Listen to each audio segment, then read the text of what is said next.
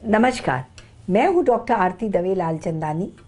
आपके मन में कई बार ये सवाल आता है और कई बार आपका ये दिल करता है कि अगर आपको हृदय रोग हो गया है, कोरोनरी आर्टरी ब्लॉकेजेस हो भी गए हैं, तो आप किस तरह से एंजियोग्राफी को अवॉइड करें।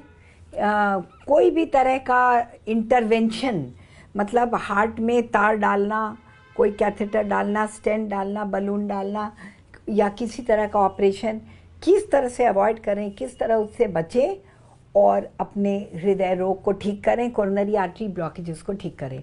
तो क्या संभव है कोरोनरी आर्टरी ब्लॉकेजेस को बिना एंजियोग्राफी कराए उसके बारे में जानना कि ब्लॉकेजेस है, और अगर है तो कैसे खोलें बिना इंटरवेंशन, कोई भी इंटरवेंशन ना कराएं?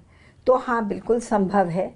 अगर आप ना कराना चाहें एंजियोग्राफी, तो बहुत सारे उसके पहले के जो टेस्ट होते हैं उनसे पता लगता है कि आपके कोरोनरी आर्टरी ब्लॉक्ड हैं।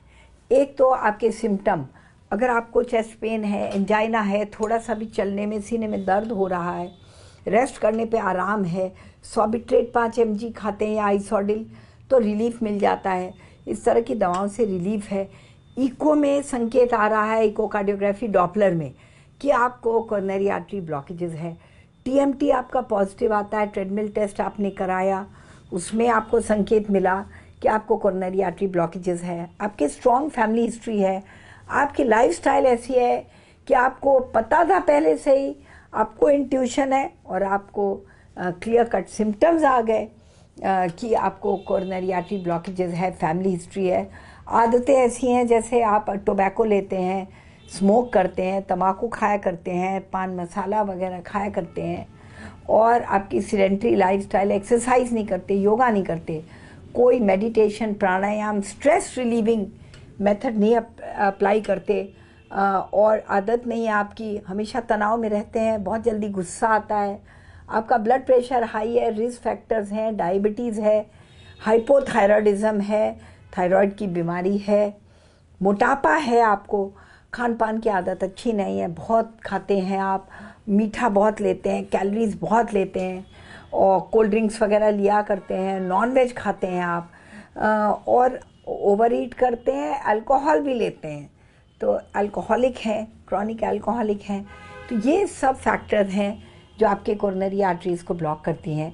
पर आप एंजियोग्राफी नहीं कराना चाहते और फिर भी आप चाहते हैं ब्लॉक्स खुल जाएं, तो बहुत सारे तरीके हैं, और उसमें कुछ तो ऐसे हैं जो ओरल दवाइयों से आपके ब्लॉक्स खुलते हैं, आपके ईसीजी में इम्प्रूवमेंट आता है, इकोकार्डियोग्राफी डॉपलर जांच करेंगे उसमें इम्प्रूवमेंट आएगा, सिम्टम आपके ठीक हो जाएंगे, जो चलने फिरने में एंजाइना होता है।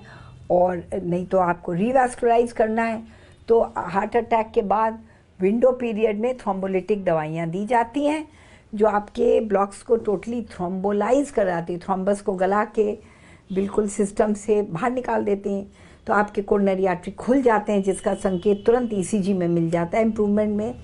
और नहीं तो कुछ क्रॉनिक स्टेबल एंजाइना वगैरह में दवाइयाँ होती हैं, ओरल भी ली जाती हैं, और इसके अलावा एंटी प्लेटलेट दवाइयाँ होती हैं, GP2B3 इनहिबिटर्स होते हैं जो इंट्रावीनस रूट से देकर मैक्सिमल डोजेस में और मैक्सिमल रेट ऑफ इन्फ्यूजन और मैक्सिमल टाइम पीरियड में इन्फ्यूजन देकर, फुल डोज देकर ब्लॉक्स खोले जा सकते हैं। तो और इसी के साथ बहुत सारे लाइफस्टाइल चेंजेस होते हैं जो आपको सबसे पहले अडॉप्ट करना चाहिए, ख़ास करके जब आपके एक बार ब्लॉक्स खोल दिए गए हैं, तो आपको लाइफस्टाइल चेंजेस है, योगा है, और रिस्क फैक्टर्स जो आपका निकल के आते हैं सारे टेस्ट के बाद, तो वो आपके कार्डियोलॉजिस्ट एडवाइस करते हैं कि रिस्क फैक्टर्स को कैसे डायग्नोस करें, उसका पूरा इवैल्यूएशन के बाद उनका मैनेजमेंट और प्रिवेंशन, ये बहुत ही ज़रूरी है ये भी। और आगे से उसके बाद एक बार आपकी कोरोनरी आर्टरी ब्लॉकेजेस खुल जाती हैं इस तरह, बिना एंजियोप्लास्टी, स्टेंट, बलूनिंग, बिना bypass, coronary artery bypass surgery के, तो आपको मेंटेन करना बहुत ज़रूरी है, नहीं तो फिर से ब्लॉक हो जाएगा बहुत जल्दी। और इसमें आपके जो रिस्क फैक्टर्स है बहुत बड़ा रोल प्ले करेंगे। आपको कोलेस्ट्रॉल कम रखना होगा, डायबिटीज़ कंट्रोल में रखना होगा, बीपी कंट्रोल में रखना होगा, थायराइड, हाइपोथायराइडिज्म है तो थायराइड हार्मोन लेके उसको भी मैनेज करना होगा। मोटापा है तो वेट कम करना होगा। तो इस तरह से आपको एक हेल्दी लाइफस्टाइल से आप बिल्कुल एक बार छुटकारा पा जाएं कोरोनरी आर्टरी ब्लॉकेज से, हार्ट डिजीज़ से, बिल्कुल फ्रेश न्यू रिजुविनेटेड हो जाए। उसके बाद आप ख्याल रख के लंबी ज़िंदगी पा सकते हैं, स्वस्थ ज़िंदगी लीड कर सकते हैं और हमेशा यूथफुल जवान बने रह सकते हैं, एनर्जेटिक और एंथुजियास्टिक अबाउट लाइफ, पूरे ज़ील और विगर से आप ज़िंदगी जी सकते हैं। हमारे वीडियोस देखते रहिएगा, इससे आपका ज्ञान बढ़ेगा।